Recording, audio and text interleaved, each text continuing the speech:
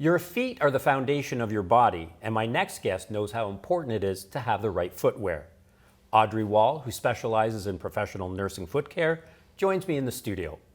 Audrey, let's talk footwear and best practices for purchasing sneakers.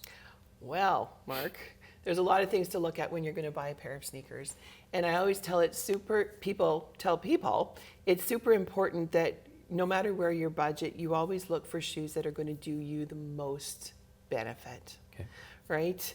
You're going to start with, why are you buying the sneakers? What are you going to be using them for? Most people use them for walking, for going mall walking, for going on a trip. Cross-country running and all of that is extra and different. But if you're going to be looking at sneakers, there's a few things that you need to be aware of. What you want to make sure when you buy shoes is that, first of all, for sneakers, you can't twist them. Can you twist the sneaker? And can you bend it? Can you bend it further than this? If you can, it's probably not the sneaker you want to wear for long time wearing. Why don't you want to bend it? In shoes, there's something called a last, and the last is a piece of supportive material that goes down the center of the shoe, and it supports you walking this way, and it supports you walking this way. Okay. So if you come across a bumpy stone or you come across an uphill that you have to climb, there is some support while you're doing that, and it's not going to hurt your feet. You're going to look for, does it lace? Does it lace over my foot? Where does it start to get narrow? So you can see in this shoe, it starts to narrow about here. Now, the thing that's important about that is that I want you to take a look at your feet. Some people's toes go on an angle. Mm-hmm. Some people's toes go straight across. Some people's second toe pokes out a little bit. So the shape of your foot will determine what kind of shoe is most comfortable. Excellent. What you told me in the green room was something I never really knew or understood before, but lacing, different lacing patterns. Yes. Did you know there's no shoelacing police? I did not know that. There is not. And we often stick with the lacing pattern that the shoe comes out of the box with. Well, if you have, say, a high arch, or sometimes people get a little bony part on the top of their foot from some arthritis, you can lace right over top of that.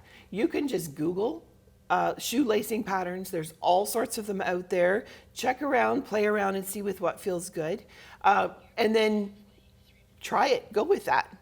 The other thing is to use a heel lock. Now, are you familiar with the heel lock? I have never used a heel lock in my life, Audrey. I'm right. sorry. You don't have to apologize. Heel locks are basically used for this extra last hole. See this extra little hole back here? Mm-hmm. So what a heel lock does is it pushes your foot to the back of your shoe and kind of supports it in your heel so that when you're walking, your foot isn't sliding forward into your shoe. Now I'm going to show you how to use it. So you can lace up your shoe all the way to the top, and then you're going to take the lace on the same side and insert it in that hole, but leave a bit of a loop. And you're going to do the same thing on the other side, leave a bit of a loop. Now you're going to take this and pull it through this loop, and you're going to take this lace and pull it through that lace, so that when you tie your shoes, your heel is locked into position using this special little loop. It makes unlacing them a little bit trickier, mm-hmm. because you can't just pull them out, or you can't just lift your foot out. You can't just kick off your shoes. But it definitely will make a difference in how your feet feel in your shoes and how stable and how balanced you feel in your shoes. Now, I know when you find a comfortable pair of shoes, you don't want to wear them too long. I mean, shoes have tread wear. They have a lifespan. Tell me about that. Well, the conventional amount of time to wear a pair of shoes is for 500 kilometers. Okay. Well, how do you measure 500 kilometers if you wear them every day? Well, let's say you go for a 2-kilometer walk every day. Well, then X number of days, your shoes are probably going to be as worn to the point where you want to replace them. They won't always look like they need replacing, mm-hmm. but you will start to feel in your feet like they do need replacing.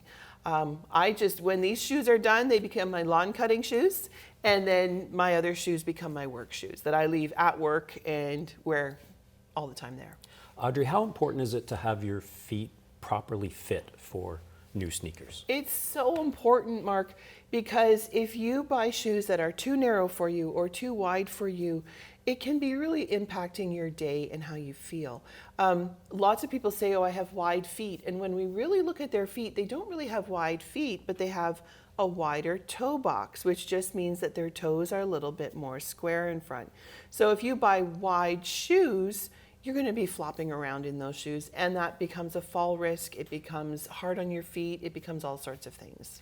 Audrey, I want to thank you for joining us in studio today. You have so much to teach me and our viewers, so we're going to have you back. Thank you for coming in today. I love that. Thank you.